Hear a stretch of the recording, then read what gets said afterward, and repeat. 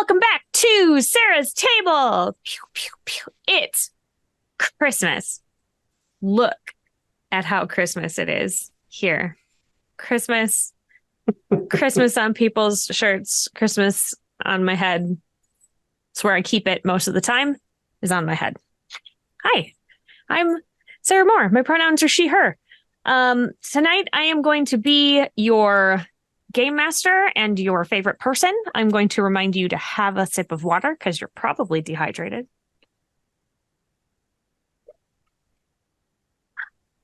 Delightful. And I thought the last couple games were not ridiculous enough. So tonight's game is leaning even harder into the Christmas shenanigans. It is called A Very Northern Christmas. It is also by Grant Howitt because he is like Captain one-page RPG. So I felt like I should go in. It's maybe all Howitt this month. It's just a series of Howitts. And everybody is going to be playing a stable of Sean's Bean, trying to make it to the end of a Netflix Christmas special. I don't have high hopes. I have high hopes for lots of shenanigans, but not for survival. So, with that in mind, knowing that there will be shenanigans, let's do a quick safety discussion. I think that's really important as a responsible game master and player at a table, human being, like, know where everybody's lines and veils are. So here on Sarah's Table, you will never find sexual violence, violence against children, withholding food as punishment, or starvation. Is there anything else anybody here on the call would like to avoid today? I'm good. Cool. If we wander into territory that you realize suddenly, oh no, this is bad for me, can physically throw up that X, or you can message me in our chat and we'll just move in another direction. How did you all get here today? I'm gonna start with Steve. Who are you? How did you end up here on this call? My name's Steve Gossett. My pronouns are he, him. And I ended up on this call because I've known Sarah for a hot minute, from many times at conventions and hangouts, and what started from the Gen Con Film Festival has turned into an actual friendship and gaming and fun and genuine friendship. So thank you for the invite. Yeah, thanks for being here. Yeah. I'm gonna probably kill you up to 5 times today. Yeah, if needed. The perks of friendship. Yeah, if this somehow goes into the underworld and we need to re-kill people, oh or my God, put them back Persephone style, Be a good twist. I love that. Interesting. If we all die before the bio break, then you're we'll right. Everybody underworld. Okay, all right, good. What about you, Lexi? What the heck? Hey, what's up? I'm Lexi the First. My pronouns are she, her. How did I end up here today? Is such a good question. Sarah and I mostly know each other through Gen Con TV shenanigans. And for some reason, she keeps inviting me back. She keeps flying back to Seattle, but not seeing me when she's here. So that's weird, but we'll, figure that out. I would like to point out that the last time I was in Seattle, Lexi was invited to come out with us and didn't. So it's true. I did have a toddler, a broken car, and sick. So so basically my holiday season is shenanigans but not surviving, as Sarah put it, is kind of my tagline for this entire season. I feel like we need to have t-shirts made that say shenanigans but not survival. Yes. Especially since I am currently pregnant. I can't even drink my way through the season. Oh, so woof. It's like we really just gotta survive. You're real close to not being pregnant anymore then. Yep, we are only like a month and a half, 5 weeks away. So close. Second baby, and yet so far. I know. I believe in you. It's gonna be good. Maybe. And then baby will be here and then everyone knows that part. They'll be in a haze. And it'll be great. Right? That's the easy part. With a toddler, it's going to be great. Hey, I can't wait to hear all about it. You will. Oh, I know. All right, Damon, who are you? How did you get here? Who are you? Yeah, my name is Damon Vanhee. My pronouns are he, him, and I don't use this laptop very often. And when I opened it, the Zoom link from 2 weeks ago was still active, and here I am. That's fair.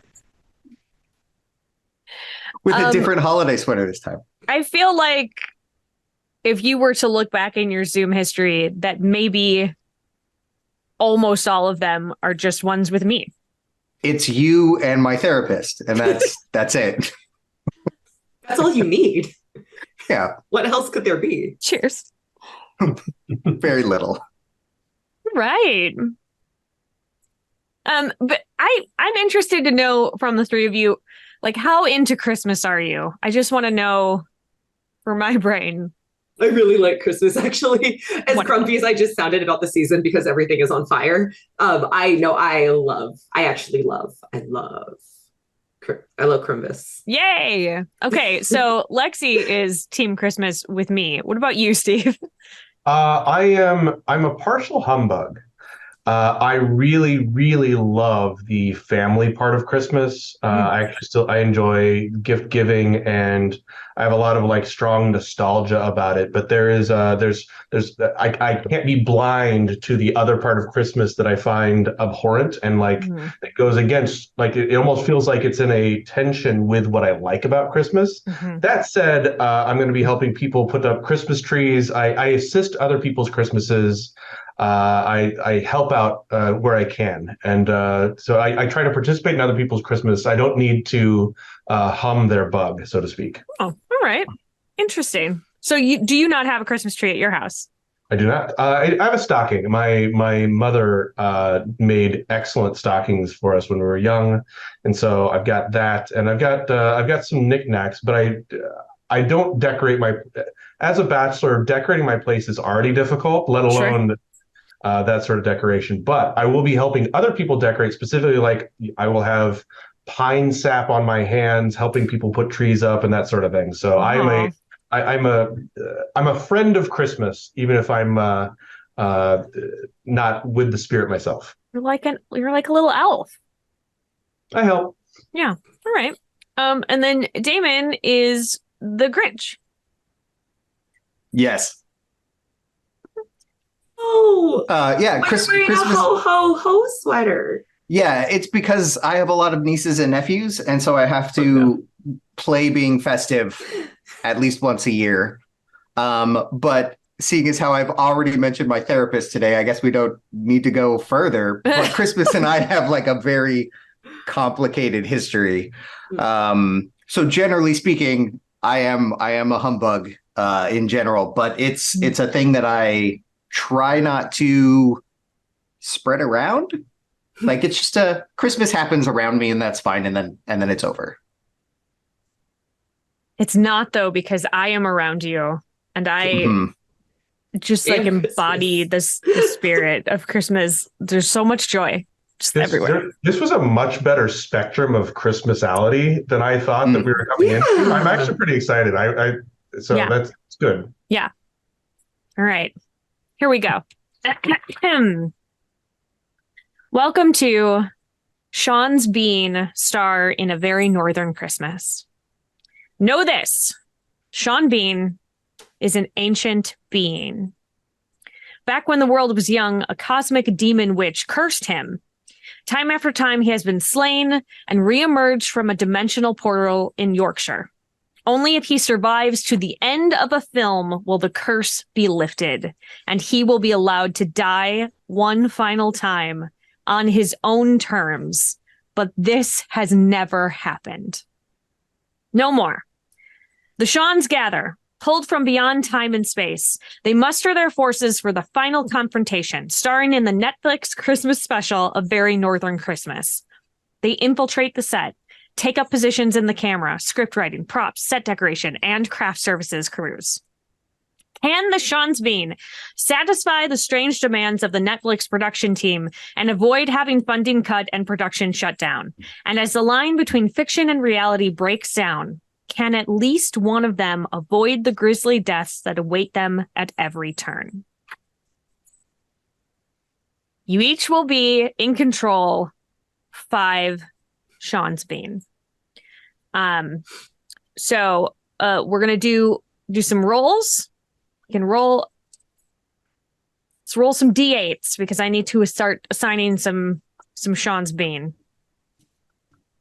Can I just say that I love the plural being Sean's Bean? Mhm. I'm a little obsessed with that already. Yeah, like It's good. attorney's general and Yeah. paper's towel. Oh, bud. Is that not? Good You rule did- of 3. I've You been did doing good. it wrong. All right, give me a D8, everybody. Just one. Let's start with 1. 4. We Ooh, got a 4. starting out strong. I got an 8. An 8. Okay. Hey, so Lexi is starting with just regular Sean Bean. Beef You are- Sean Bean. Your Like proficiencies, the actor? like the actor. Huh. Your proficiencies are voiceovers, interviews, and product endorsements. Okay, wait, sorry. Voiceovers, interviews, and product endorsements. Correct. Gotcha. Are we going to be rolling for each of our beans? hmm Okay. Steve, I saw a 4. Yep. There's a couple 4s here. 2 4s. I got You one. were you Yep. both each have a spy bean. Mm. You have you are proficient in ruthlessness, ingenuity, and stealth. What happens if you roll the same number more than once? Are you another Sean Bean? I'm rolling great. I rolled 2 8s and 3 6s. That Oh, that do can we be need to your roll? stable. If you would like to branch out a little bit, that's okay. But if you want to just stay with like I'm replacing my regular Sean Bean with another regular Sean Bean when the time comes, that's also fine. I'll Oh. just keep it as is. I want a stable. Should I roll more? Yeah. Everybody right. gets 5 Sean All right. Beans. So I was going to roll them Lexi- one at a time for tension. Yeah. So Lexi, you have 2 regular Sean Beans, and then Great. you said you have 3 6s. Yeah. You got 3 scary beans.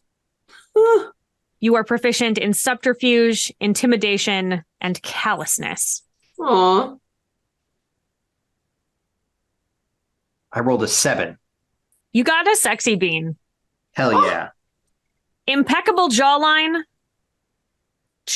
charm, and carrying you away from all this in his big, strong arms. I'm going to just write that down as the bodyguard maneuver. Yeah. Mhm. Love it. That covers one of mine. For sexy bean, sorry, there weren't ruthlessness, ingenuity, and stealth aren't like physical, like those aren't crunchy statistics. Those are just who we are, right? So those are considered your specialty, and if you are using that specialty, then you get to it affects your roll got it. mechanically. Okay. Let's see. I have a 4. I have a 7. Uh-huh. I also have a 1. Can I get the 1 again, please? You are a Shakespearean bean. You are proficient in rousing speeches, noble sacrifices, tragic soliloquies, and swords. That feels useful. And 3. Yeah. Got a 3. You are Stark Bean.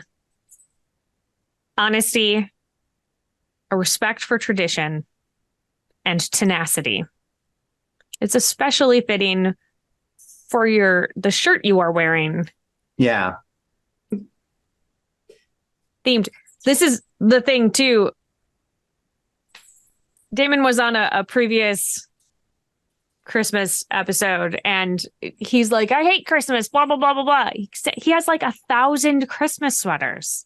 The fact that it is very specifically like Sean Bean and Christmas like combined is so on the nose. It was kind of nice. The last game that we played was also a Grant Howard one called Wreck the Halls, about taking Christmas back from effectively like the bourgeois, and the one percenters. And I had a Eat the Reich Christmas shirt, and so I No, that. you had an Eat the Rich, didn't you? It was Oh, Eat the Rich. Eat the Reich's another Reich is Grant a Howitt different game. Oh my It's a gosh. different Grant Howitt game. Listen, Grant Howitt is great. Check out all of his stuff forever and ever. Can I get the Stark Bean statistics again? Yes. Honesty. If I had a vampire eating Hitler as a Christmas sweater, that would be astounding. Let's see what we can do. Okay. I'm sure we know a lot of talented people. I'm sure that we can make that happen. Is Stark Bean? Is that the one? Please. Yeah, please. Honesty, a respect for tradition, and tenacity. I also have an 8. That's just regular Sean Bean. Copy. Voiceovers, interviews, and product endorsements.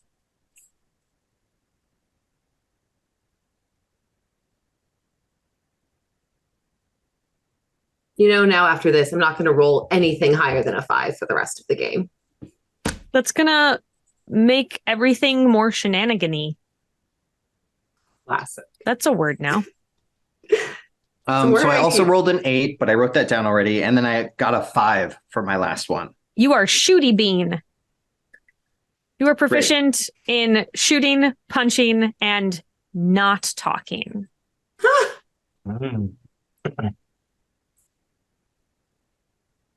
Love that for you. Does everybody have their 5? I love that for Seans? Sarah. Sarah loves that for you. There's what if all of my players did not talk? Everybody has proficiency in not talking. It's so weird. All right. Yes, I have all of my beans. Everybody got their beans? Yep. Let's find out how y'all are gonna die. So is this per bean? Per bean.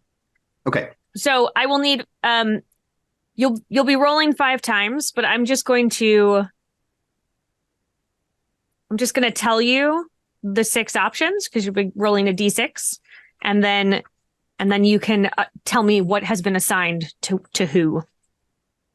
Great. So if you roll a 1, you are impaled on something sharp. You're so terrible. If you roll a 2, you have a massive head or neck injury. Poor Sean Bean.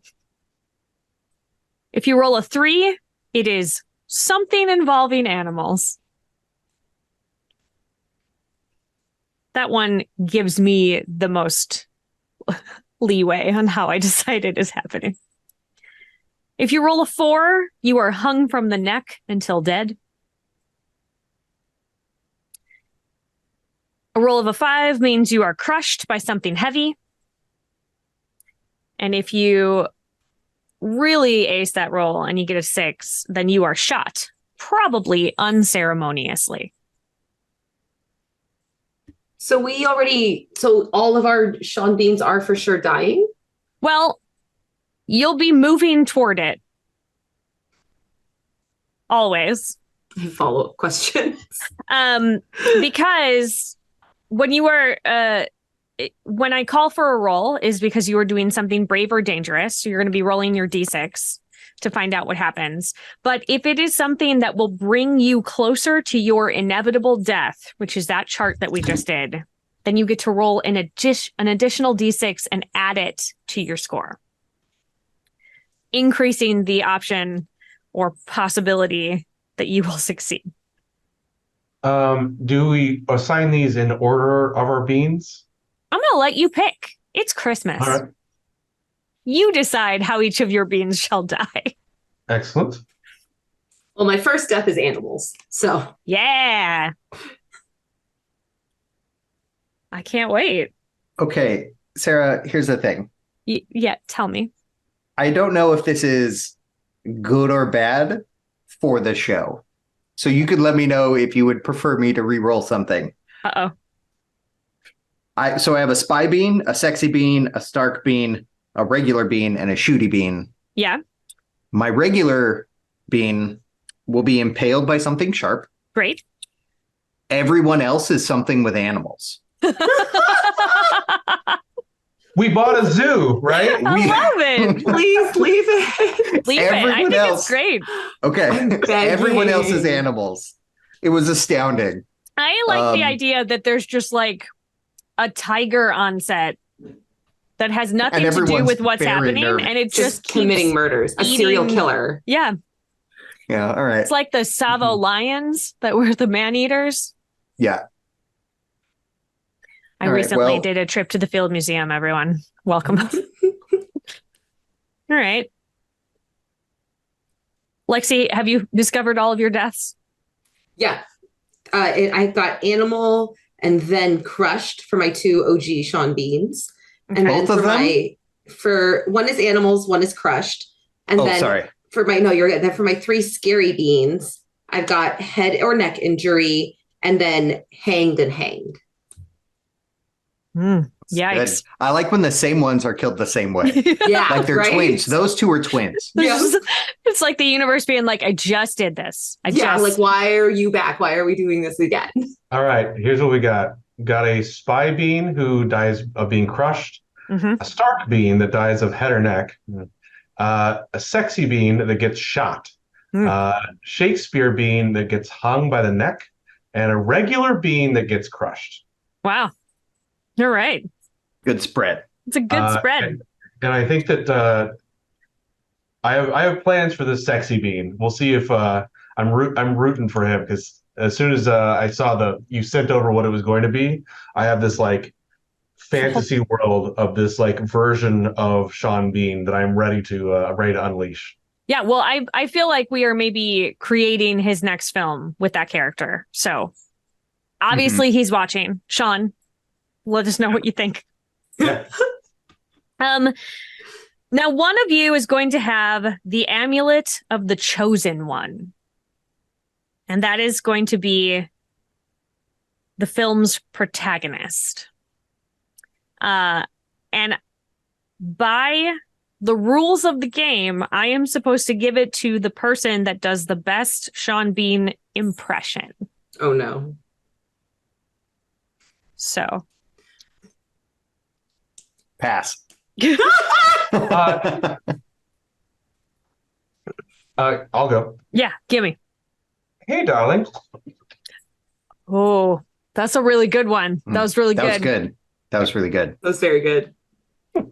Lexi, David, are you really passing? he's not allowed to pass. You're not allowed to pass. No, I'm not allowed to pass. Okay. You have to go next. Okay, because I was going to pass if you were passing, but if you're not, I'll do it too. Mm-mm. I've done so many things in my life. Why is this embarrassing? I'm not like a normal person. It's gonna be bad. I want to do an impression. There's part of me in my head that's like, what if you got the actor's name wrong? What if you're about to do this and it's the wrong actor? Oh, well, you just- I think maybe that makes it even better. Okay, Let's- then we'll let's just hear it. commit. One does not simply walk into Mordor. That was him, right? It's good. Yeah. It's good. That was Sean Bean, him. right? Yeah. He didn't survive that either. All right. Yeah. Okay. Okay. Damon. All right. Winter is coming. Doing great. I feel Good, like right? I'm I great feel at like- accents. They're very offensive, so it's best if I just don't Same. try it. So yeah. I feel He like said that line though, which is good. Steve committed to it the most, so He he's did. going to That's get fair. the He amulet did. of the chosen one. I wonder who he's going to give it to. Yeah, well, it's your first bean, Oh, whichever yeah. one's. So you get one until they die, and then you bring out the second one, Gotcha. third, and then the Oh, I fourth and the fifth. Oh, I see. We're playing one bean at a time. One bean at a time, and it's gonna rotate. Okay, so Steve's bean is gonna start with the amulet of the chosen one. Then it's going. Maybe he'll make it to the end of the movie. If he doesn't, and he dies, it'll be passed to whichever character Lexi has out at the time. I And hope then it's OG Sean Bean. And then what? If Lexi's bean passes, it's going to pass to Damon, and then it'll pass back to Steve. So it'll just keep rotating around. One of your Cool. beans will step up into this place. All right. So, Steve, which of your beans is heading out? as the main First bean character? is Spy Bean, who is on his way to some sort of crushing death, like a full-on Giles Corey crushing death. Can't wait. All right. And Lexi and Damon, where are your beans infiltrating on this movie set? Infiltrating? Yeah. We're not just part of it. Which department are you going to step into? Wardrobe. Great. Okay. Lexi? Public marketing, like public relations marketing. Oh, love that. Okay. Yeah. All right. So, Act 1, we're going to meet our hero. Character name is Martin Beck. You are playing a Santa Claus impersonator. In this act, we are going to meet the villain and your love interest and your mentor. They are 3 different people, although I do love the idea that they would all be one person. They're also Martin Beck. It is you. You were in front of him. It's Sean Bean. Sean Bean's all the way down. It's just you in a mirror having like discussions. Just stacks of beans. So the producers have requested that the opening of this film have a lot of stuff for teens. This is what we're aiming at, teens right now. This is a hot market. Teen Bean. Teen Bean. It's time. So, getting set up for your first shot. And this is where Martin Beck is going to be, we're introducing the love interest, whose name is Henrietta Stonecastle, but you affectionately call her Hetty. It's a very romantic scene because we heard that that's what teens are into. Romance? We don't know. We're a bunch of old people. What do we know about teens? First, everything's set up. So you're placed directly under a bunch of heavy lights for no reason whatsoever. The actress playing Hetty steps into frame. And they start the snow machines so that it is now snowing inside the soundstage. Wardrobe and marketing is on set, ready to go. They're taking a bunch of behind the scene photos. That is what you are tasked with. And as the cameras start to roll, everybody give me a D6. Oh. If I roll a 6, do I roll it twice? Yeah, if you roll a 6, you roll again. 5. So okay, so you got an 11. Here's the thing. I'm gonna address the 2 of you who got just dismal rolls in 1 second. It's good though, right? I mean, it's good for the story. Okay, good. So, Steve, you notice, and perhaps it is because you are filled with crushing dread that you're not going to make it to the end of this, but you see that there's like a movement of the lights. Like, that's kind of hear, you hear like a spy training. Am I still a spy? Yeah, absolutely. Oh yeah, no, I'm trained for this. I've been on the lookout. Real quick, so I can understand this. I am the protagonist. Yep. In a filming of a Netflix special. I'm not in the Netflix special. We're filming it. Correct. And also, am I secretly a spy or am I out and out a spy? Or is the character in the movie a spy? No, character is not a spy. Character is a Santa Claus impersonator. You, as a Sean Bean, are a spy. All right. Excellent. Okay. Are you planning on doing anything with this like groaning and movement of the thing? You just hanging out? Well, no. If I notice it and I am such a ruthless I have an ingenuity and stealth. Yeah. I noticed something moving up there in the snow machine, but something that shouldn't be there. Mm-hmm. Mm-hmm.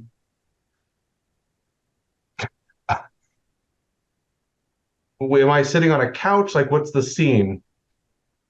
Yeah, you know what? I think this is a like outdoor at a park at like a Christmas tree lighting, probably. So there's a bench that you and your love interest are sitting on. Um, I'm going to surreptitiously I'm going to sneak behind the bench or a tree or something of that sort, pretending I'm doing actory things. Just to try to like adjust just, where you are, just it get out of the won't way. look like I know what I'm doing, but that one eye is watching and just always wary. This Sean Bean is a bit quirky, but Yeah. hopefully people think it's just because he's an actor. Fingers crossed. Yeah. So you this was a fairly easy task. You noticed the thing, get out of the way. You got we only needed one success, so you scoot your way around and are out of the path as this thing just like falls, smashes just where you were. Hmm. The two of you rolled twos, which is an injury. If your Sean Bean gets hurt twice, they do die. So you each have one injury. And how is your death happening? My first one is animals. Also animals. Okay. Statistically, it's going to be that for most of the game. That's right. My mistake. I had forgotten. Yeah. Somebody brought one of the actors, the one playing the mentor, is also a little quirky and said, I'd really like to bring my pet to set. And they were like, yeah, no problem. That sounds great. We can accommodate a pet. Yeah. I have a pet request. I'm listening. A real panda. A real panda. All right. On loan from the Chinese government. Yeah. An actual just panda. Yeah. All right. Which could also play in if I need to be crushed somehow. Yeah. So is this for one of your Sean Beans, or this is for the guy? Got it. It was.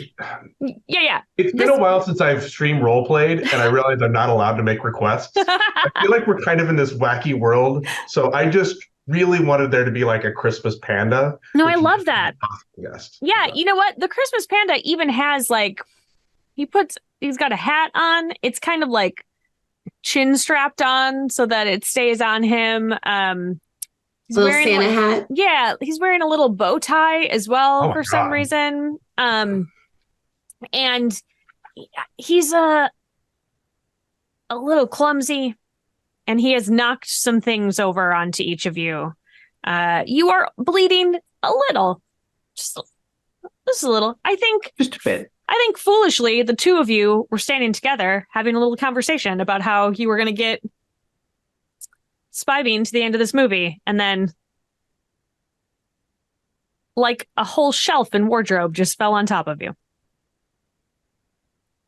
That's fair. The panda's big. Panda's big.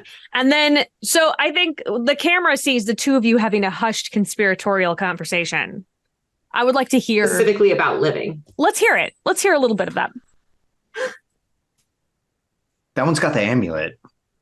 Okay. So I think we need to get it from him or push him in front of us the whole way. Are you plotting against other Sean Bean? I too am a spy bean, and so I am ruthless. That's good. Okay. My skills are voiceovers.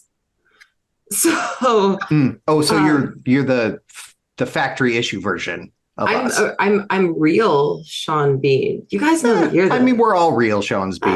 Unless you're a Sean Vaughn. Some of them are less so.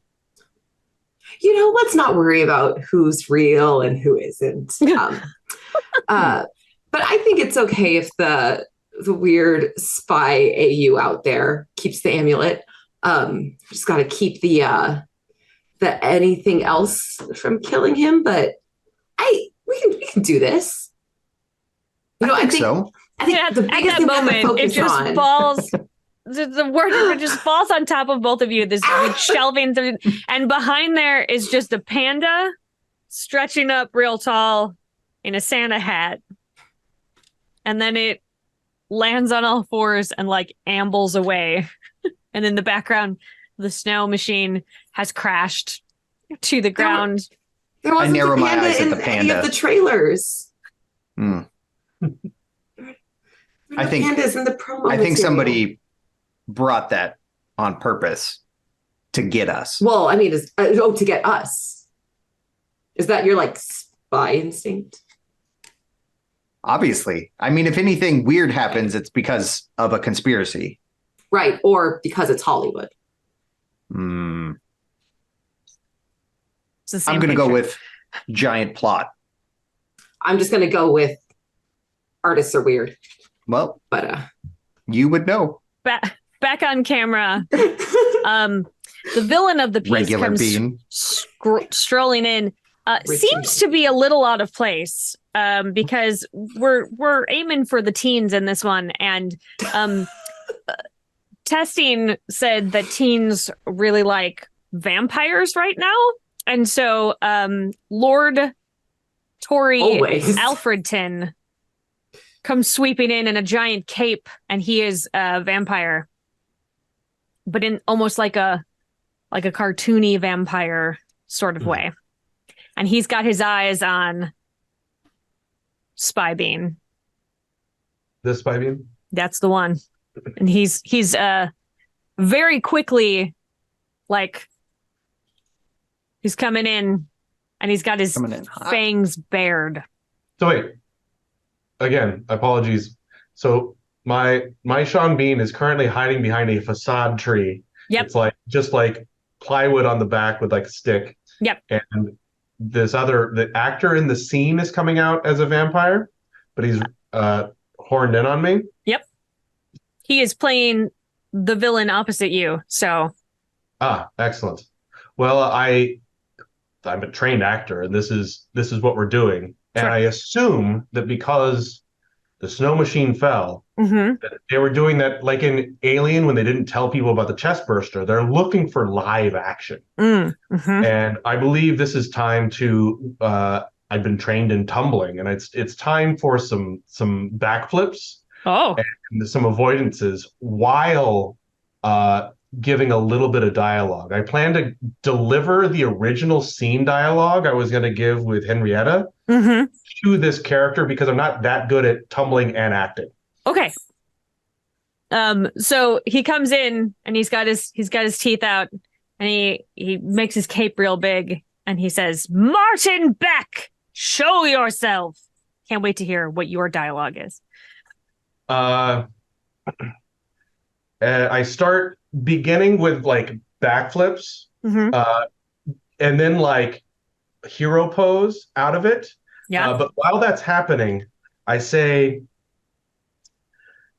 you ever want to just get out of this town and go be on a beach somewhere together? He pauses and glances at the director, who kind of like is like, "Just go, we're rolling." He's like, yes, I have often thought I cannot see the sun, so I long for it." Then we will live in the shade. Right. Yes, Do you yell that from Wardrobe? I think so.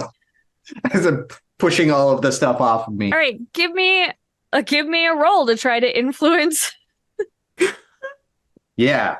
Are you I think- using any of your... Oh, I'm sorry. First, Steve, you need to roll because you're using your spy craft. Yes, in I this. am.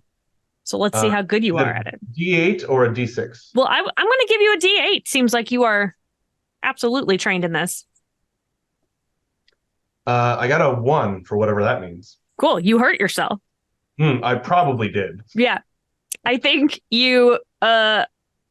It's been a while since you've done a backflip, and I think you pulled something. I'm sure that the injury in the backflip happened because I tried to throw an improv there, and my acting plus improv plus tumbling, and it's rough. Should have stuck to your lines, the lines you memorized and were ready for. Should my injury involve my way of dying, or is it just a regular Sean Bean injury?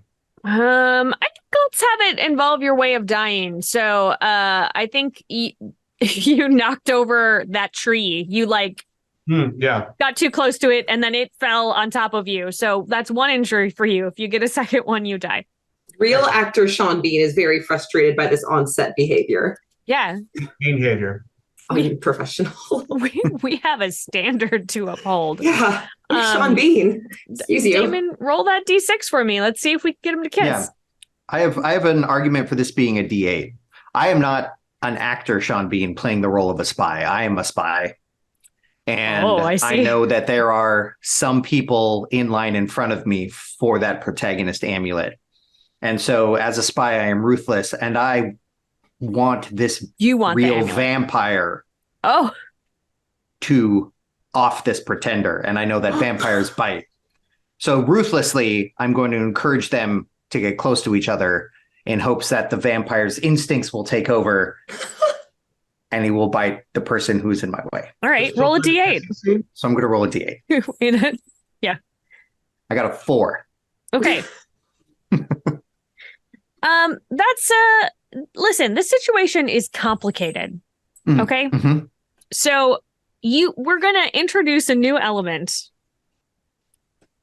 And whoever is going to be acting next, the next role that happens in the scene is going to get an additional D6 because of what you just introduced. So you want them to be close to each other. You want them because you're hoping that the vampire will. The real vampire. Right. No, I know, buddy. So that the vampire will kiss. Yeah. But you yelled kiss. Mm-hmm. And I think the thing that you have introduced into the scene is that the actor playing the vampire is like the most yes and that you will ever meet. Like they are the best. Down for it. We don't know that he read the script. I am going to say that it is I want you all to just picture this now, that Lord Torrey Alfredton is played by Jeff Goldblum. Oh my goodness. Yeah. I'm there. I can see it. Yep. You said it and I was there, and to the point where just like in Thor, where I was like, I don't know that he was actually cast in this. I feel like maybe he just showed up and those are his clothes. And they were like, just keep rolling. This is gold. I think maybe that's what, and obviously he's the one that brought the panda. Oh, sincerely. Yeah. Not surprised. So he hears kiss and he's like, obviously, I want to give the people what they want. So he the people being that one guy in wardrobe. Correct. Hey, my public is important to me, all of them. And he heroically throws that tree stand aside. Oh yeah, we're in some serious Florence Nightingale. He's gonna save me. Yes, absolutely. And his blouse billowing open a little bit. Yeah. And there's a wind machine out of nowhere. You up. And he kisses you deeply, and it's nice. It's it's real nice. Yeah, I reciprocate. Right.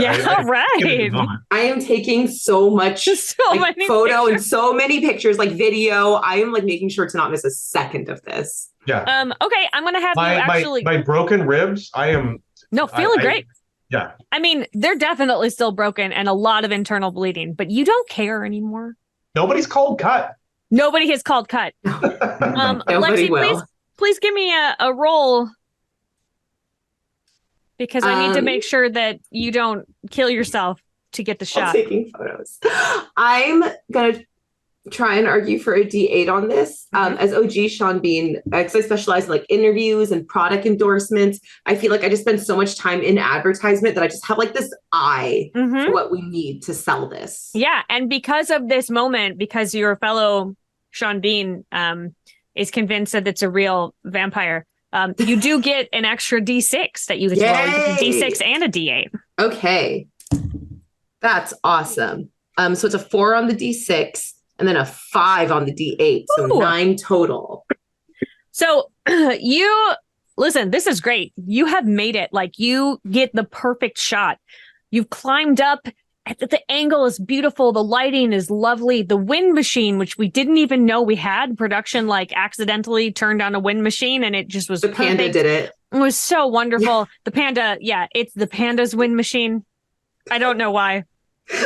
Maybe Jeff Goldblum has in his contract that he has to always have a wind machine on him. I don't know what happened, but the cape is billowing, and you get the shot that you think is going to actually be maybe like the poster for the advertisement. And production is so happy with you. We're going to transition into Act 2. Yeah. Poor Hetty, your love interest, is like, was there a rewrite, or what's happening? She's very upset. She just lost top billing. Could be a thruple Christmas. Hollywood. Thruple Vampire Sean Bean Christmas featuring Jeff Goldblum. Oh my God. We have to make this movie. Okay. Only if I get to play Jeff Goldblum. Well, all right. Production. Such a good title too. Just say everything that's in it as the title of the movie. That's how I title most things, because I'm bad at that. Hey, that's all right. One of the producers comes running in and they say, "Hey, we just got some more like tests back on stuff, and in this next part, we really need more sidekicks. If we could get some sidekicks in, that would be really great. I really love some sidekicks." And then they dash back out, and some PAs rush in. They start adjusting the set around, and you find yourself in Lord Tory's lair. There's definitely, the Panda is just wandering about on set now. Definitely in. No one addressed that after the injury to. They definitely did not. Okay. No, nobody seems to give a crap about that. They're good with it. They feel good. And because they wanted there to be more tension, both Martin Beck and Hetty are tied up in his lair, and he is monologuing to you about his plans. And so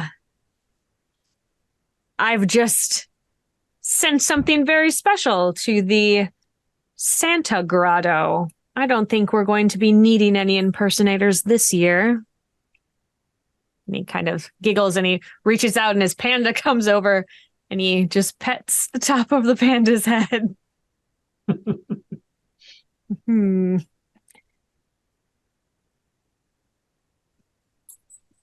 Are we just happy to be tied up? Oh, well, kind of, but also great. I was gonna say, I'm gonna go to spy Sean Bean. Okay. And be like, "Hey, you're a spy. I am. Do you think he can get out of those ropes if there was, like, I don't know, an emergency or something went wrong?" You think we should like light something on fire? No, I was thinking the opposite. I was thinking not lighting something on fire. What's the opposite of lighting something on fire? I was thinking the opposite Flooding would be flooding no, it? I was thinking We can flood the set. I was thinking making sure the ropes are loose. Loosen the sprinkler pipes. The ropes, so that if something happens, he can get out of it. Yeah, we could do that. You want me to sneak in, and I'm going to sneak in and loosen those ropes. Will you though? Yes. Give me a D6. Real quick, as what is happening, as I'm looking over longingly at Hetty, and dreaming of a life on the beach. Sure. I am undoing ropes. Oh. I'm undoing her ropes. Oh, interesting. Okay, so I'm gonna need for rope removal, whether it is for your own or for someone else's, each of you need to give me a d6. I feel like you could. Are we in full, like, is it like wrapped around us or is it like Shibari? Like, what are we in? I mean, it's obviously Shibari. It's Jeff Goldblum. It's true. I would like to stealth over, and I have a 2-part plan. Yeah, no, I want to sneak over and tighten his ropes. Yeah. And then like leave a stake on him. Mm. Not the kind to kill vampires, like the kind to attract predators. Never mind. Bamboo. I'm going to leave some bamboo on him. Oh, I thought this was pandas don't eat steak. I was like, what? No, it was a meat steak. And then I was like, different type of bear. Great. I am a different type of bear. What? Rolling high is good. Question mark. Yeah, that's a 1. So, all right. So you're holding the bamboo and you're holding a pile of bamboo, a big pile of it, and you're sneaking onto the set while the camera is rolling, just directly into frame. Very sneaky. And just like you put like your hand up, because if you can't see it, it can't see you, right? Like you're just and the panda, which I know it doesn't happen very often. Pandas aren't like quick creatures. I don't know what's going on with this one, but it's so hungry. And it just barrels over and just jumps on top of you and then sits down to eat and crushes you to death. I feel a little guilty. That's my second injury. It's your second injury. All done. Bye-bye, Spy Bean. I don't think that Spy Bean was the sharpest of the beans. Most beans are like a little soft at the edges, though. Yeah, this one especially. Not this one, though, because now a sexy bean shows up and I have an immaculate jawline. It's true. Hey. Very sharp. But could you give me a D6? Actually, I think probably a D8 for you. With this feels very spy-y, trying to stealth it out. No, Steve. Yeah, to see if he can undo Hetty's bonds. That is a second 1 in a row on hell yeah, Spy Beans for life. yeah. So you are able to, like, you wiggle around and you're like, Hetty, my darling, and you like undo her ropes and you're like, go run and get help. I'll be happy if you survive. You know, you have the scene like, no, she's like, no, I can't go yet. And she pulls back just enough and a light just falls from the ceiling and just smashes you to bits. And she's like, And when she looks behind and there's a panda sitting on another dead Sean Bean. And she's like, this, I think canonically as part of that death, my character wanted to get rid of Hetty and stay there with the sexy vampire. So undoing the bonds there, I thought I was being sneaky, but it turned out lights out. The lights out. It's at this moment, Lexi, that the director's like, damn. And he scans the set and he sees you holding up your like iPhone to take a picture, and he's like, you, and he comes over and he just hustles you into the plate. They've just like put a chair on top of where the thing fell on top of the body, and they just like sit you down. He's like, I need somebody comes in and ties you up in the same spot, and then he turns to the villain and he goes, Jeff, go. This is fine because luckily I'm a professional. Yes. And Jeff Goldblum, vampire Lord Tory, leans in very close and he says, you can't get away that easily. Merry Christmas. Merry Christmas. And he says, and then he like snaps, and in strolls who he can only assume is his a sidekick. It's a little like very, very clearly like an Igor sort of situation, but they're trying to make it not, because they don't technically have the rights to any of that sort of iconography, and it's different anyway. It's our own creation. And so he's got 3 eyes instead. He's just like big, and like the hump is very decorated, and the hump is wearing a Santa hat now. And he comes in and he's like, I've planted the device at the grotto. Is it Trigor? Yes. What device have you planted, villain? And Trigor says, the bomb, obviously. We're going to get rid of all the Santa impersonators. And then he tries to laugh, but he kind of like chokes on it a little bit. You won't get away with this. And the actor stands up and he's like, this was not what was in our contract. And the third eye just falls off. He's like, this is a really uncomfortable suit. And also I feel like maybe we're making fun of people who are like shaped different. I don't feel comfortable. This is what happens when you kill your wardrobe person too. Who killed the wardrobe person? Am I a new Stark? Or are you Stark now? I mean, yeah. To be fair, I have. Oh, sorry. Oh, please, Lexi. I was gonna say, I haven't gotten I also do marketing. I haven't gotten a lot of promo photos of you in that, so we probably could do a costume change for you. Really? Right about, yeah. I mean, as long as we have a living wardrobe guy that can take care of that. Give me a D6. Like a D6. 6! Yeah. Listen, you have you're like he's like listening, and he like comes over and sits down in front of you, and he's like, okay, I'm so still tied up. Yeah, absolutely still tied up, like real tight. It's uncomfortable. Yeah. And he's like, so like, how could we be different though? Like Trigor, like I understand that they were trying to do a thing, and it's like a really like it's the traditional lab assistant, yeah, right? But also like the producer said they wanted more sidekick. Yeah. So, but they didn't specify evil. So what if we flip that? You let me out of the ropes and you become my sidekick. Oh, do I still have to wear the hump? No. Can I wear the hat? You're right. Though? We keep the hat.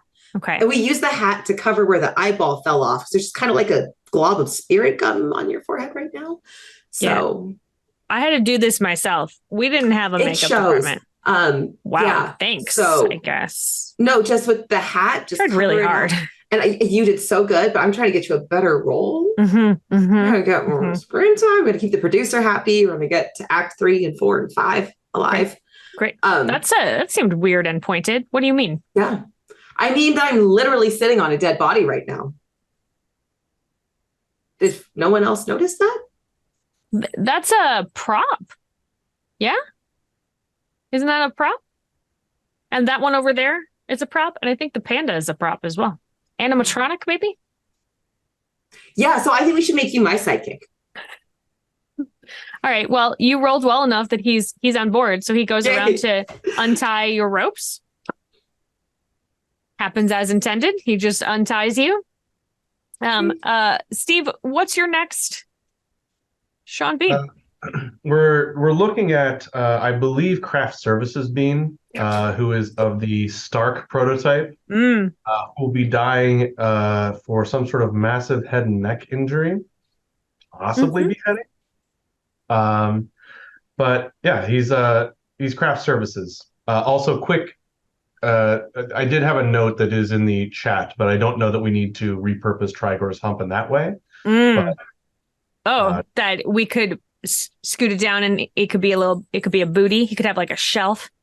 Yeah, like a full on. I don't know what the kids are into. Yeah, could be bootylicious. I mean, we're past We're past now caring what the teenagers want, honestly. The producers are on to sidekicks at this moment. But yeah, so I'm a craft services bean, and that is what you have to work with. I love it.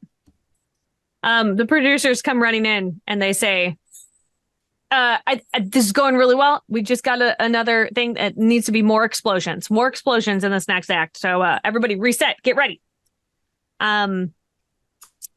It's going to be the big fight between Martin, and he points at you, Lexi, and the villain, who is Jeff Goldblum. So do I have the amulet now? You have the amulet. Fabulous. Great. The two of you. Damon's going to try to kill me. It is a rooftop set. And they say, so start the rain machine. Because apparently the director just recently rewatched The Matrix. So let's do a fight in the rain. It is so much water. It is so much water that I need all of the beans to give me a D6 roll. It's so much. Oh, no. Another 6. Okay, everybody's good. You, I didn't realize this, but perhaps Sean Bean can breathe underwater. Seems it's canonical. Probable. Yeah. Why is such a good Don't say no. You all can breathe underwater, which is great. Yeah. Visibility is very hard in this because there's so much water coming down, and it turns out that Jeff Goldblum comes flying in. I don't know why, but he is on a wire for some reason. You aren't. He's a vampire. But he is. Yeah, and he comes flying in, billowing majestically. And he kicks you off the roof as a giant explosion happens behind him for effect. And so I am going to need one more D6 to see how you handle being kicked off of the roof. There are theoretically things to land on. It's a 4. Okay. It's complicated. You make it out. It's complicated. I am going to say that your two fellow Sean Beans who are here on the set trying to keep you alive, see you coming off, and the three of you land sort of together, like you land on them. And for whatever reason, through the magic of Christmas, you have discovered that when the three of you touch, it creates a power surge. And so the next action that is going to happen, whichever bean takes it, is going to get an extra D6 to their motion. And I think there's the big explosion, and then there's a whole nother explosion, just like a pulse of energy that comes out, like a concussion force that comes out of the three of you when you land together. And it's just like you guys kind of have a moment. You're a little dazed, but in a good way. It's like when Jeff Goldblum kissed him. Just like when Jeff. Well, and then he died though, so maybe, hopefully, not like that. Maybe he died happy though. I don't know. Steve, did he die happy?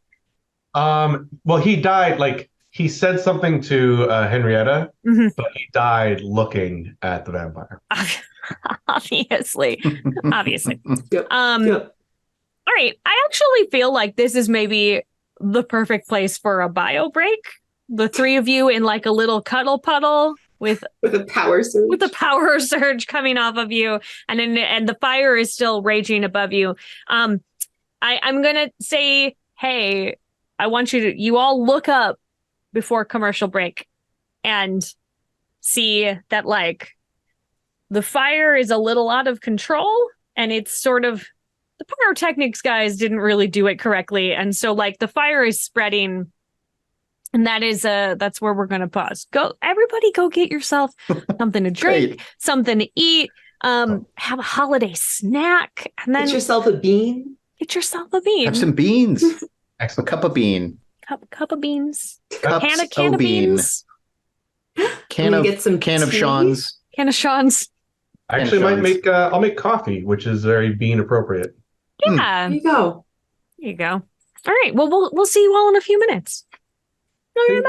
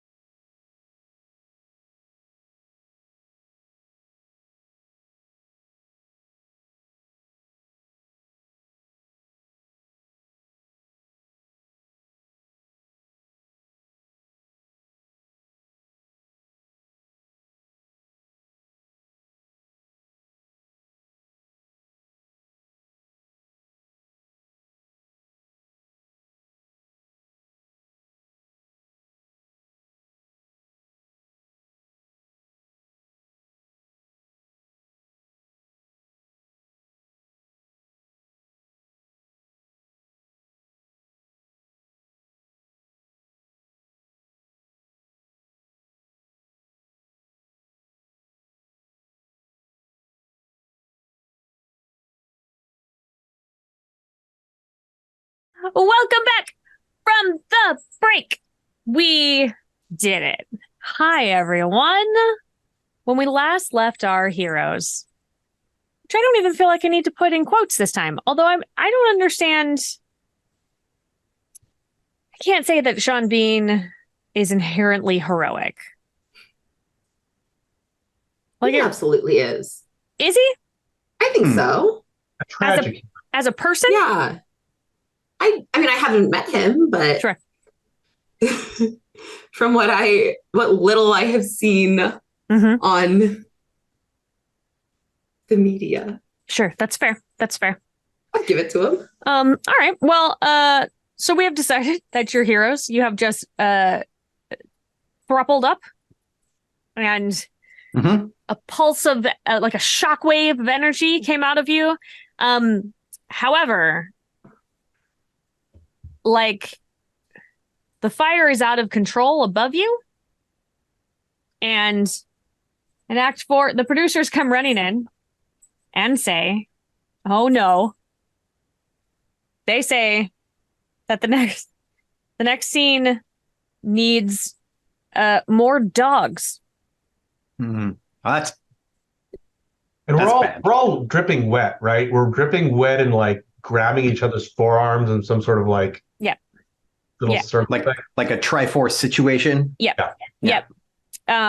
More dogs, and then they've turned off the rain machines, and there was that big explosion, and they didn't think that they had to do any kind of safety for it because it was going to be raining, so it was going to be fine. But a lot of the rest of the set was not wet, and so things are very much on fire, and you are up on a big platform that is starting to collapse toward you. I think since we are so close together right now, that I, as the sexy bean, am going to take one companion bean under each arm. Yeah. And carry the both of you out heroically and majestically. In your big strong arms? In my big strong arms. Call me Loki, because I am in love with myself. Okay. I'm gonna need, here's the problem. Is that I am gonna need 2 successes, because that is 2 people. And so Great. So we can let you roll twice to see what happens. Well, he's got 2 dice because we have like bean power activate. Yeah, he's the bean surge. Oh, I do have the bean surge. All right, I will give you an extra D6 for the bean surge. Okay, and I get to roll a D8 on this because I'm using my arms. Yep. So you need a D8 and a D6, and I'm gonna. Wait, hold on. This is up to you. You can only use that bean surge once, so you can use it separately. And you could say a D8 for carrying one out and a D6 for carrying one out, and treat them separately. Or you can combine them together. Much higher chance of succeeding on that first one, but then you have to roll another time without a bean surge. Okay, I'm gonna surge the first one, and then will I still get a D8 on the second one? Yes. Because arms. Okay, yeah. I'm gonna surge the first one. Okay. A 4 total. Okay. The situation is complicated. It's complicated. There's a lot of dogs. The dogs come running in, and they are everywhere. When the producer said, "I want more dogs," someone heard that and just like opened a bunch of kennels, and there are like 30 dogs running around and barking and jumping up on you. So you are only able to get one person out from safety, and then you're gonna have to dash back in for the other one. So who are you carrying out first? I'm gonna carry out the regular Sean Bean. The one with the amulet. Yeah. Okay. Amulet first because of tradition, and I think that makes sense to me. And then I will kick the door back in, bodyguard style, to go get Steve. To go get Steve, not to get Sean Bean, to get Steve specifically. No. Steve Bean. I got a 5 on that one. Yeah. Okay. Great. So you you come in and you grab him, and the thing I'd already committed myself to a dog avalanche fate. he had like laid down to let the dogs claim him, and you were like, Yeah, not on my Not watch. today. Pulling dogs off by their collars. Yeah. Firemen carry him out. Sean, no. And you make it to the side, and then the dogs scatter as the platform crashes down to the ground. And now you're going to do the scene, Act 4, where Martin is receiving aid from an unexpected source. And so you are in the Santa Grotto. They have reset the stage. First, I would just like to say that I would love to get whoever these PAs are out, because like they're amazing and so fast and invisible. Like they just like are never in anybody's way, always have what you need. Still rolling. It's rolling at all times. They have not stopped rolling. 100%. Yeah. They just got to form a union, and that's spectacular. So good job to all PAs out there. Good job, PAs. And so you're in the Santa Grotto, and Lexi, because you are still the one with the amulet, which means that you are the protagonist, you have to defuse the bomb. That's definitely probably a real bomb, isn't it? It is 100% a real bomb. Like, it turns out that the dude that was playing Trigor is very method. And so he brought a real bomb, and it's like a real gnarly looking one, and it's like hooked up to just like a bunch of barrels of things. Smells a little bit like fertilizer. It's really and then there's a really complicated looking device right in the center. And it is somehow and so you're there standing in front of it, and you hear Lord Tory's voice projected from somewhere, and he says, "You only have time to do one. You can save your beloved Santa Grotto, disarm the bomb, or you can save the love of your life." And a camera comes, like a thing drops, and you see a TV screen, and Hetty is inside a little place that's being filled with water. It's like a tank, and it's being filled slowly with like water's pouring into it. So was this the script? Yeah. Okay, what do I do in the script? What does the script say? Oh, you weren't given a script.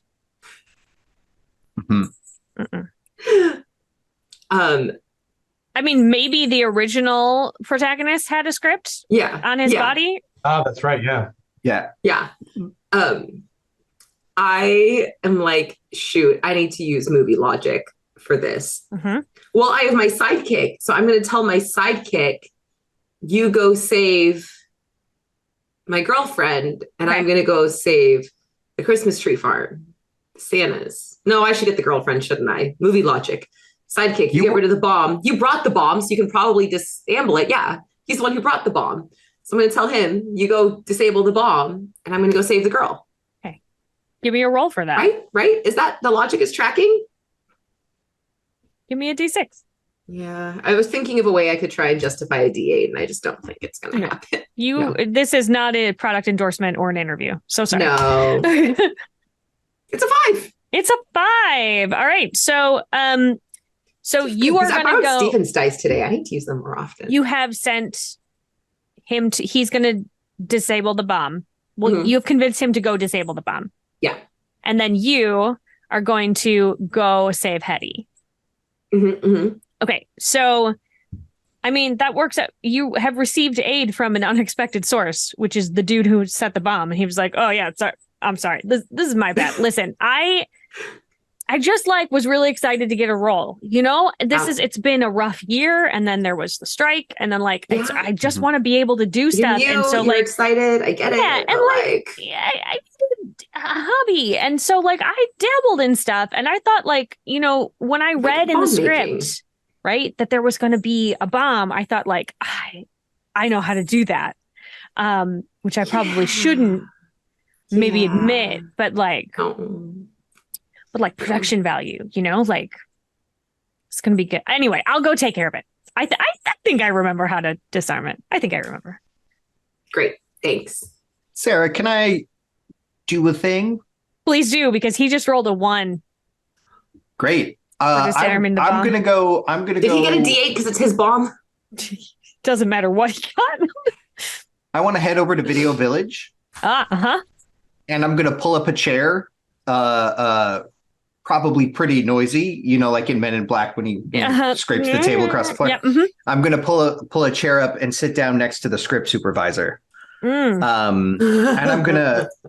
I would like to lean in really close, and I just want to say, listen, I rushed out of the house very quickly this morning. I left my script and all of my sides behind. I'm wondering if I could get the pages that we're doing today and any changes that have happened, just so I don't look foolish coming up the next time the camera is on me. And I would like, because I am charming and sexy Sean Bean, I would like to see if I can get an extra script so we know what's going on. Give me a D8 because you're using your sexy, your charm. Yes, I am. So I've gotten a 1. And is this one also animals? This one dying with animals? This one is also animals. Somebody walks by and says, "Oh God, Mr. Bean, I'm so sorry. I forgot to." And I don't think anybody's given you your lunch yet. And they hand you a really juicy looking steak. Thank you. Has been working very hard at that, and there's also a Mediterranean option. We've got the big spinning meat things that I can carve off. I am actually trying to fucking crafty the shit out of this. And that steak, somebody earlier asked for a steak and I got confused. It takes a while to make them right. I had to get it ready. So that's that steak. Yeah, and when he gets it, the dogs pile on top of you and bite you a lot. The 30 dogs. I understand. Not sexy Sean Bean. Hey, but you know what? Chicks dig scars, and so you still look real sexy. Is this a 1 damage or a 2 damage? It's just a 1 damage. Just 1. Okay. Yeah, you're still alive. I mean, you got I assume I don't half alive. Also get the script? No, that did not succeed. Great. Can I grab theirs and run? Give me another. Give me a D6 because this has nothing to do with being sexy. Yeah, and while I do have, hold on. Grabbing their stuff and taking it is very rude. I would like to pick up the script supervisor and carry them back. Oh, so that you have the script in my big arms. So I have the script and I get to roll a D8. Okie dokie.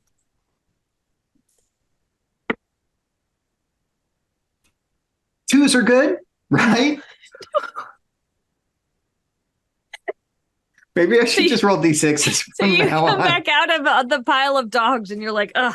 Okay, no, listen, I just need to get, I just need to have the script. And you go to pick the script supervisor up and she does not like that. And so she tases you and you fall back into the pile of dogs and then they maul you.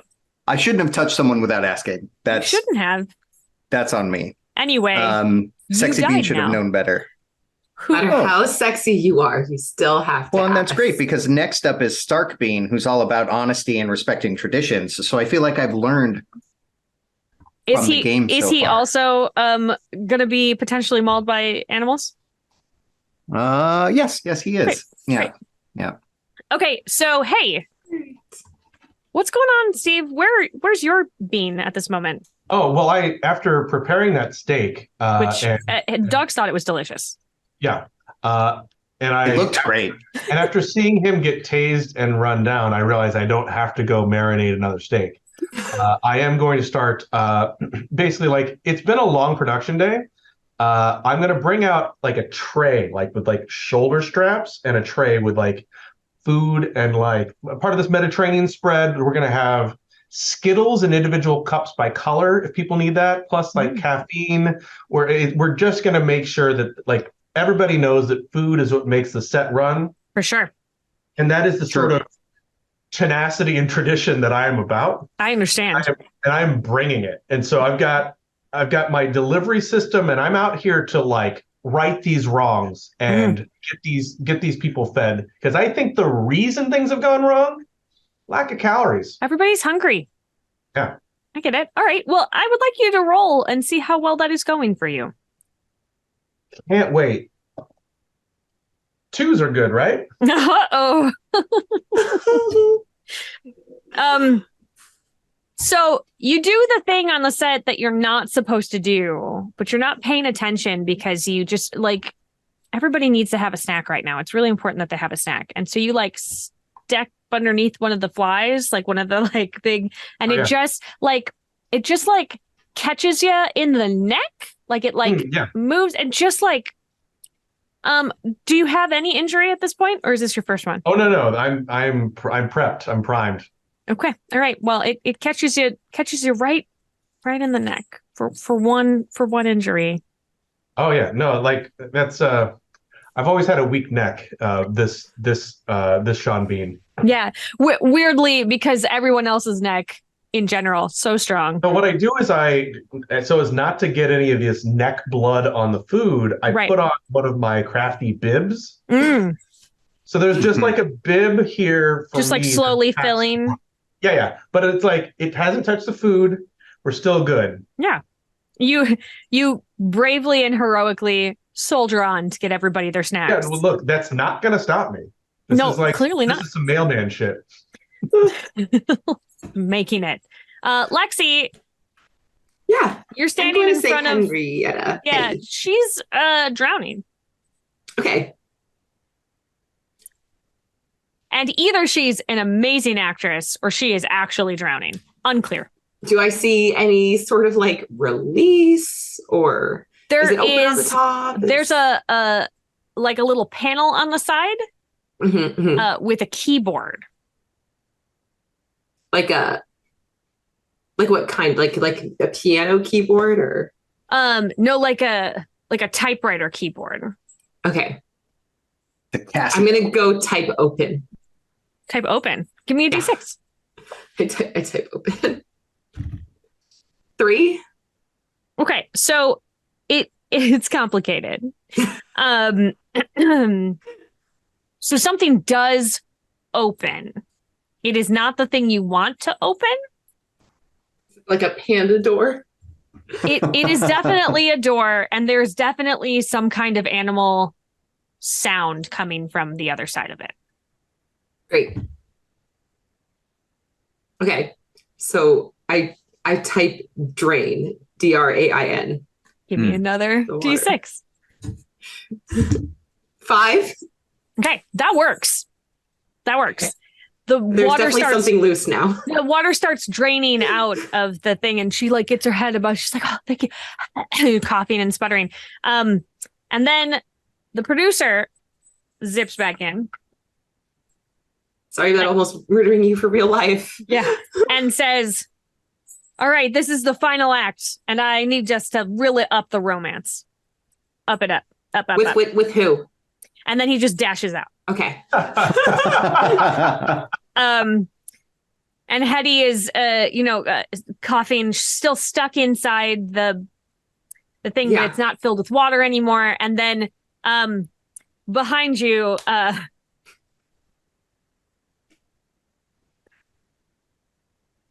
in comes Lord Torrey Alfredton. And he strides up to you and he says, Of course you would save the girl, because our kiss meant nothing to you, clearly. Well, it meant something, but that doesn't mean you let your ex drown in a box. So it's not my experience. Clearly. That's why this might not work out. You seem to have a different expectation about these sort of things. Foolish Martin Beck. I have been trying this whole time to save you. Take a look behind you. When you turn back around, inside this tube is definitely the witch that cursed you. And she like in real life? busts out of the tube. So the person that was playing Henrietta was the Cosmic Demon Witch. And could you please, actually, all of my Sean's Bean, please give me a D6 roll. Oh, shoot, that's a 6. I thought for sure that was going to be a 2. 6 and a 4 and a 4. Okay, so Lexi, your Sean Bean weirdly was expecting this. I feel like maybe maybe it's because he's always expecting it. You know, like he's the original Sean Bean. He's been through so many things. Have you not died yet? You haven't died. Right? No. Yeah. Okay. Like the rest of my, season has been hellish. So the universe really said, you're going to do all right in this game today. I love the idea that like this is a bunch of like alternate universe Sean Beans and like the real Sean Bean, like the actual, like, and he's just like, original. I don't know what's happening. And he didn't know that he was cursed. And this was not like, this is a new thing for him. He was just like, I'm just trying to do my best on set today, everybody. Tired. The other two of you get kind of like a little bit of glass in you. It doesn't kill you. But like, you're like, I don't understand. It's very complicated for the two of you. You guys should have also seen this coming. Yeah. Obviously. The two of you have the opportunity in this final confrontation, should you choose to sacrifice yourself to give OG Sean Bean each an extra D6 that he can roll to try to defeat the witch. I mean, I am currently the Stark Bean, so obviously, yes. I'm also currently the Stark Bean, and I am also going down with the ship. I feel like I began my bean, Stark Bean. Yeah, I began my bean journey in props, and I have come out with armaments. Great. And I'm going to interpose myself between the witch and the very regular Sean Bean. I think it's you come rushing in to hand off. What sort of weapon is it?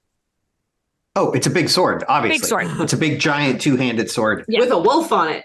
You come running in and you step in front of OG Sean Bean and you hand the sword and you get, I'm going to give you a sentence of parting words. Is this from the Game of Thrones set? Yeah. No. Did we steal this? Oh, my brain is failing me. I was trying to think of the Stark House motto, and I can't. Is it just winter is coming? Winter is coming. Yeah. Yeah. All right. Great. That one. That's what I'll say. I'll hand it to you, and I'll look you dead in the eye, and I'll just say, "Winter is coming." And then there's like a thump, and then both of you look down, and there's a hand, like a witch hand, that has come through his chest. And then she pulls his heart back out behind. He stands just for a second in front of you and then slumps to the ground, and you see the witch there with and then I would like to die. You did it. I wanted to get to my knees again and prolong my death for as long as possible. And I want to make you come back into frame. I want to make eye contact with our vampire Jeff Goldblum. Oh, And I want to say, your acting skill is very good. I really respect Earth Girls Are Easy. And then I'll fall out of frame again. Is that my cue to come running in? Yes, please. All right. Worth noting that I do die of a severe head and neck. I still have the strap and all that, but I come running up to our real Sean Bean, who's also in marketing. Yep. And the strike was hard. He needed a. And I present the calories and some coffee, and I say, I don't think it's winter is coming. I think it's coming this winter. And And I present tray and probably die. And then yeah, you present the tray. OG Sean Bean takes the best of the Skittles, and I'm gonna say, because you were like, this could be fun, that there's also a Jello shot on there. Oh yeah. So I think Lexi is frozen. There, she's back. I was like, whoa, wild. And so you take the Jello shot. I'm sure it wasn't flattering right? either. It never is. Take a Jello shot. And then when It's your head comes back down. Shot? Yeah. Yeah. When your head comes back down after taking the shot, the witch just like karate chops your head off. And I don't turn to the vampire before I die, except my head rolls over to him, and I'm staring at him with my final, like, but as the synapses die. Yeah. And then your body falls to the ground. Yeah. And so now it is OG Sean Bean and the witch covered in blood. And my vampire boyfriend. And your vampire boyfriend, who is actually just Jeff Goldblum. And he's like, whoa, this is, Yeah, man, I was trying to tell you about the girl drowning in the box. No, that looked really real. This is not what I was saying. Why would you kill Crafty? We all need Crafty. That's what I've been saying. He goes, I'm just gonna, and then he just sort of wanders away. And then moments later, his panda also wanders away. That's good for kind me. Of apologetically, like it looks back at you like, I'm sorry, I've got to. That's and okay. then he wanders the off. less animals on set, the more likely I am to live. So we're still rolling, and there's still 30 dogs and a cosmic demon witch. Great. Okay, so I'm gonna be like, for Lord, what was his name? Alfredton. For Lord Alfredton, and I'm gonna just like shove the food in my mouth and chug the coffee, and then take the sword and slice at the witch. All right, you get. Well, it's just bonuses. a D6 because I can't imagine that this counts as a voiceover. But you do get an additional D6 from each of your. So 3 D6s. Yeah. And we just need to. I feel like it's gonna work because if you can roll a 1 or a 2 on 3 D6s, I'm gonna be really impressed. Hey, don't jinx me. I feel like I'm overdue for those kind of rolls. So, like, I rolled 2 1s and then 1 is gone, and I don't know what to do anymore. Okay, there was a 2, but there was also a 4 and a 6. Woo! Sort of 12 total. 12 total. Tell me how OG Sean Bean defeats this. How does he kill the witch, thereby breaking the curse? This has been such a long time coming for him, and he has watched so many hymns die that he like actually does not want to be flashy about this, because as soon as he tries to get flashy, he's just going to die. Like something's going to go wrong. Absolutely. So he just like takes it and then just like he's angling to like get the neck, the body, like whatever massive artery he gets along the way, just a full, it's like his feet, strong stance in the feet. You know, like perfect hard swipe. No last words, no nothing. The camera kind of shifts around you, and behind you, swinging with you, is every Sean Bean that has ever died. Adding in all of the extra oomph. And it is so much that you slice clean through, all the way through the witch, come out the other side, and sort of standing there panting, and the witch has this like look of surprise on her face. She had no idea that was in you. And then the body like slides down across and like ends up falling. And there's a pause, and then the entire crew breaks out in applause, and the director is like sobbing, and he's like, this is the best movie that I have ever made. For teens. Oh my god. Oh, it's for teens with dogs and romance. And then Jeff Goldblum comes back in because there's romance and kisses every Sean Bean that he finds along the way. All the dead ones? No, the alive ones. Okay. Because there's 4 more of you. How many Sean Bean survived? We've got all 5 of Lexi's. I've got all of yours. I got 3 beans. 8. I have 2 left. I have a shooty bean and a regular bean, and I feel like the regular bean has been the cameraman all along. Yeah. No, the shooty bean. Obviously, the shooty bean is the cameraman. So Jeff Goldblum kisses all 10 beans. It's not shooting anymore, but he's like, they asked for more romance, so he just goes and romances all of the beans. When he gets to me at the end, I will dip him this time. Iris in. Just saying. Wait, Iris. That's what good. was that? The Iris in. Oh, sorry. At the end of a Looney Tunes. Yeah. Got it.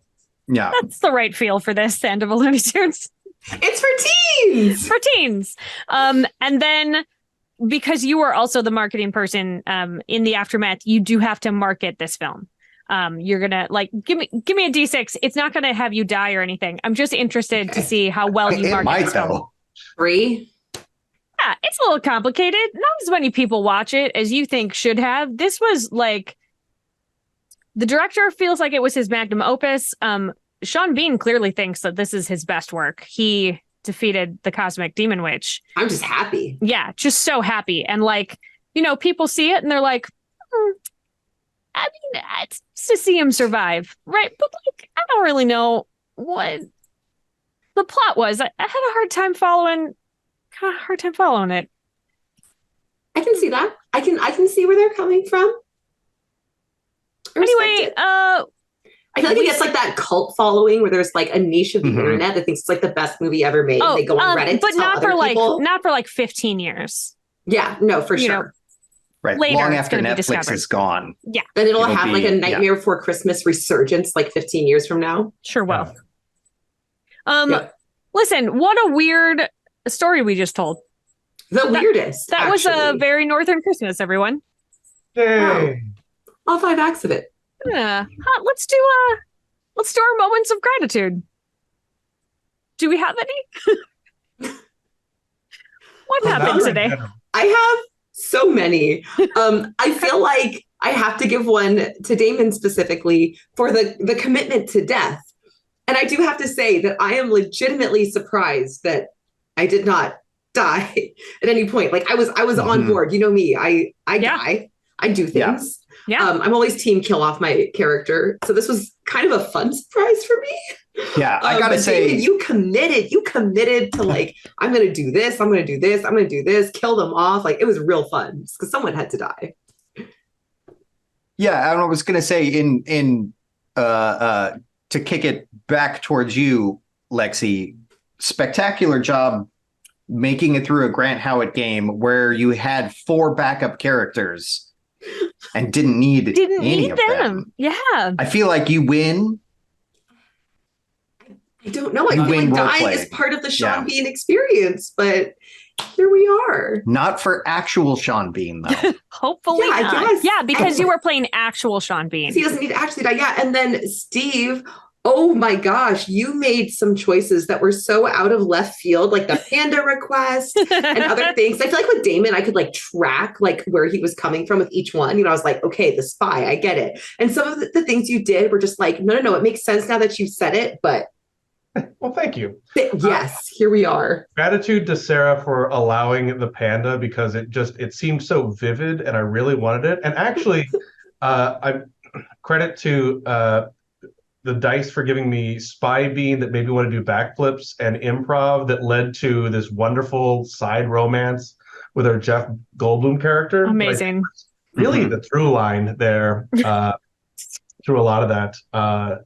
This was a lot of fun, and just thank you for letting it. When my moment of gratitude that the audience doesn't know about is I had a favorite Sean Bean, and he survived being the next one up, which was my Sean Bean, who is a singer-songwriter who I believe is going to be writing the closing track for the Netflix special. Absolutely. Mhm. I believe we'll call that song "Need Ain't Want." That's good. Maybe that is weirdly the name of the episode. But also, it's like a festive Christmas song again. Like, And it's just to the reminds you tune this of is a Ninja Christmas Rap movie. from Teenage Mutant Ninja Turtles 2, The Secret of the Ooze. Yep. Wow. I don't know. I don't know that as much as I enjoy Sean Bean, I don't know that I want to see him rap. If anybody It's can just do to it the right tune. now- It is not a rap song. Oh, I see. It is a country western song because he's yeah, a country it's got a western little singer. twang. Clang. It's got steel guitar plus that. My God.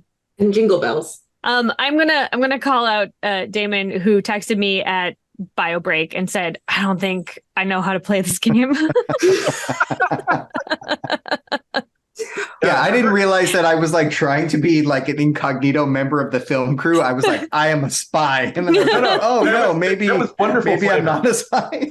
Yeah, that's okay. I think you played up that part of the spy good because we had like good spy, bad spy. I think that Yeah. there was it gave us a little bit of internal tension. We needed a Yeah, Yeah. Well, and I I would was going to imagine keep that murdering my way to the top. in the universe of infinite Sean Beans, I feel like there has to be at least a couple of them that have very selfish motives Yeah. that I are feel like, we all just had like such a different interpretation about what this universe actually was. Yeah. And I kind of love how those different interpretations came together. yeah. I feel like in general, like Grant makes games that are so loose that you can interpret them however you want. And this is maybe the first time that at my table, everybody interpreted it differently. And I was like, let's go. I'm going to weave this together as best I can. It wasn't quite a French braid. Maybe it was more of like a Dutch braid situation. We're good. It all happens. Still looks nice. Had a great time. It happened. It That's the tagline. Happened. Shenanigans and not survival. Into. Yeah. So, quick question. Shifting away from the game a little bit, bringing it back to Christmas. Tell me what your favorite Christmas tradition is that you have, that you do every year. Or I know that there's a couple of non-big Christmassy folk in here, but perhaps there's something for the season that you do. I've got one from my childhood that was a family tradition that I was it's one of those where you grow up with it and then you find out that other people don't do it and you're not really sure what to do with that information. Love that. So the kids I'm the oldest of three, and all the kids for Christmas were brought out to where the presents were with paper bags over their heads so they couldn't see. And so there's all these pictures from my childhood of me and my sisters with paper bags over our heads, like just waiting to be revealed into Christmas. And so I thought this is just what everybody did. And so, Wow. so we would we're just standing there, and then there was this moment of like there's bright lights and a bicycle and a tree and some other stuff. And so I just thought that everybody did this. And I talked about somebody like, you talk at school, like, well, do you get like, because one year we actually like drew on the bags, we had like faces on them. And I asked people about their bags and they just looked at me like I was an alien. Yeah. Amazing. Anyway, I think that is if you're going to do silly traditions, that one's fine because that one's for the adults. Sure. They stayed up late drinking whiskey and putting together, an oven for a little kid. Right. And like, might as well put bags on their heads. Right. You guys Well, have we're a brand new tradition. I love the idea of I really wanted to have been in the room when your parents came up with that one. Of like, I'm just gonna put a bag on their head. We worked too hard on this. We want to see the look of surprise. We all want to see it at the same time. I can't wrap this bicycle. I can't do it. How can we make it so that they can't see it before they come in the room? What if we wrap their heads? Let's just wrap their heads. Yep. Incredible. So my favorite Christmas tradition is that one. Yeah, I've changed mine. I've changed it. Yeah. No, we never had one that I felt like was super like unique. to our family. We're kind of starting some new ones now that we've got our own little family unit. But I guess one that I always loved is I collect the ever since I was a kid, my mom and we collect the Barbie holiday Christmas ornament for the year. Oh, cute. Yeah, I love them. And now I have way too many. So I actually need like a second tree that's just a Barbie tree. Oh, so, no. I know I might be getting my pink Christmas tree next year. Do it. It'll have to be bigger I've been collecting them since 95. So yeah. I wanted a bigger one. And my partner was like, baby, a bigger one won't fit back there. You won't be able to get into your closet. And I was like, I don't see a problem. No, sacrifices I'm willing to make. But I compromised, I guess. I'm picturing you just like sitting inside a tree for these shows. It's just like everywhere. The branches Worth it. Yeah. Don't have a problem with that. Damon, I know Christmas is not your thing. Yeah, it isn't. But you have to answer the question as well. I mean, I know you're doing something this year, which is ridiculous. Well, so every year, my sister and we watch the Lord of the Rings trilogy together in a day. So we get up and just do the whole thing. So that's a thing that we've been doing, I mean, since those came out. So however long that's been like 20 now. Years almost at this point. So that's a thing that we do every December. It's not necessarily for Christmas, but it is every December because that's when the movies were originally coming out and blah, blah, blah. But then in October for Halloween, I always do as much of a movie-geddon as I possibly can. And this past October, I did at least one vampire movie every day, and then as many other seasonally appropriate films as I could cram in. Next year, you can watch this one that we just made. I can, because it had a vampire in it, so it'll totally count. And so I'm doing, this year I told Sarah that I would do the same thing, but for Christmas movies. And so this December, my vampire is cheesy Hallmark genre.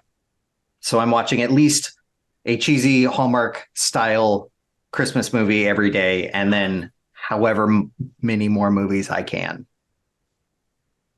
Amazing. Schedule permitting. It'll be at least one per day, though. Yeah. Woof.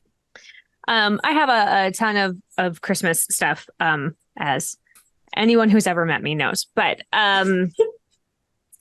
one of my favorite things that we do is we watch the Will Vinton's the Claymation Christmas special every year on Christmas Eve. And at a certain time on Christmas Eve, I think it's like, when it gets dark. So it's probably like 2 p.m. now, because I feel like we live in darkness. It's the long dark. The long dark forever. But it is just our little 4-person family unit, and we don't go out or anything, and we stay in, we watch that Christmas special and a couple other Christmas specials, but we also read everyone's favorite Christmas story out loud right before bedtime. And when the kids were old enough to read on their own, they each took a Christmas story that they also read. And so my partner reads The Polar Express because it is my favorite, and I read How the Grinch Stole Christmas because it is his favorite. And then the kids have picked up their books that they read, and one is The Latke That Couldn't Stop Screaming, which is a Lemony Snicket holiday story about the magicalness of Hanukkah, and how it differs from Christmas. And then the other one is The Lump of Coal, which is about it's also Lemony Snicket, which is about a sentient lump of coal that wants to be an artist. And he ends up getting his Christmas wish because he gets put into a little boy's stocking who ends up being an artist. And the two of them together, fulfill each other's Christmas wishes. But they're both Lemony Snicket, and so they're very cheeky and snarky and pretty ridiculous. But for a while I was like, I don't know how long I'm going to get the kids to do this, but they have both been reading it for a solid 8 or 9 years. They have I'll read one, and so we all sit down together in our jammas and we do it. So looking forward to it. It's so that. Cute. Yeah. That's what I got. Good prompt. Good call. I I just like Christmas and joy. Me too. And it spills over and Damon has to deal with it.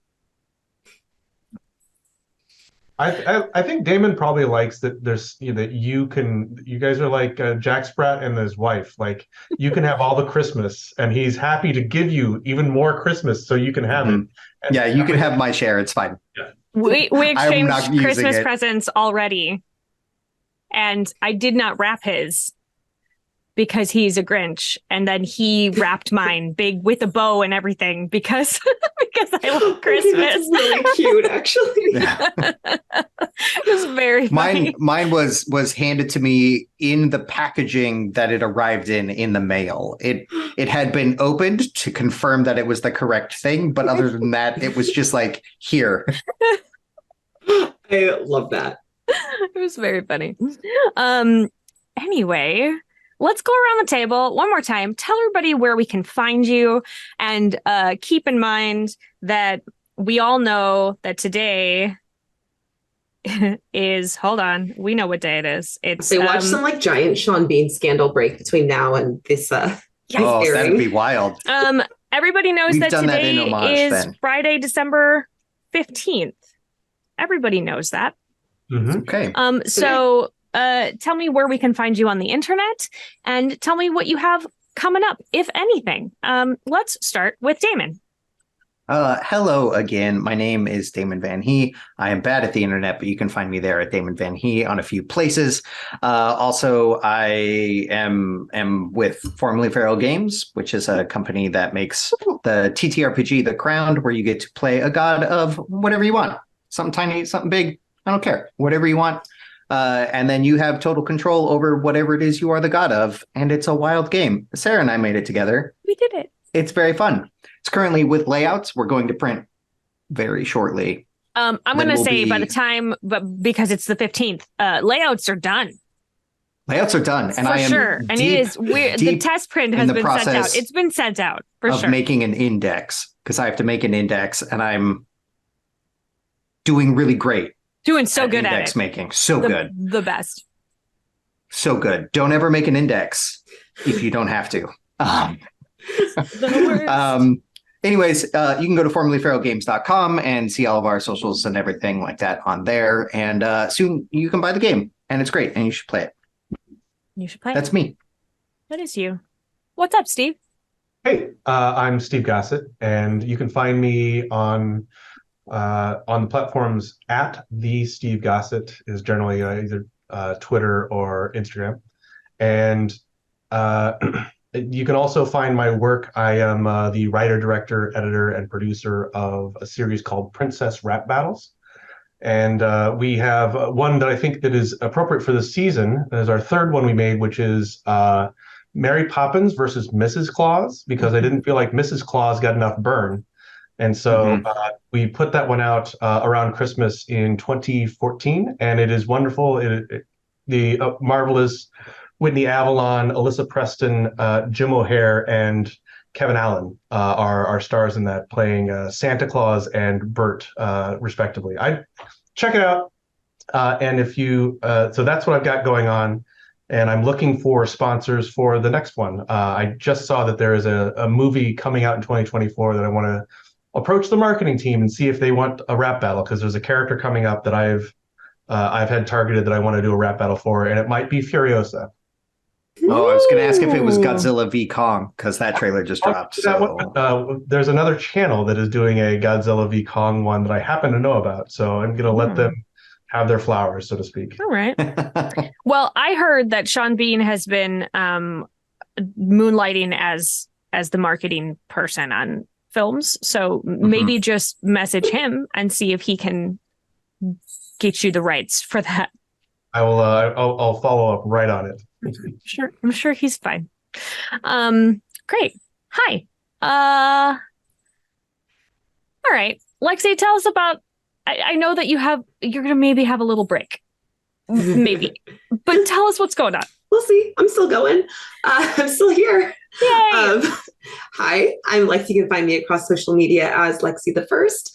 You can find me an Actoroki here at Gen Con TV, both in the Burning Ceratoff game and the Nearly Departed. I am a big fan of The Crown. Again, 10 out of 10, recommend playing it if you haven't. Getting your hands on that whenever you can, whenever the index and the layouts are ready. Obviously, they're done now. He finished the index during this game, I think. Didn't you? Wow. Finish it? Yep, sure did. And Z, all done. And other than that, I do have a little Vivid that will be due in less than a month when this airs. So, yeah, I might be taking a little break from things, but I will still be around. So Lexi the First is where you can find me. I need you to know that you are due like almost exactly on my birthday. I am due on my first son's birthday. Wild. Yeah, my due date for my second is my first birthday.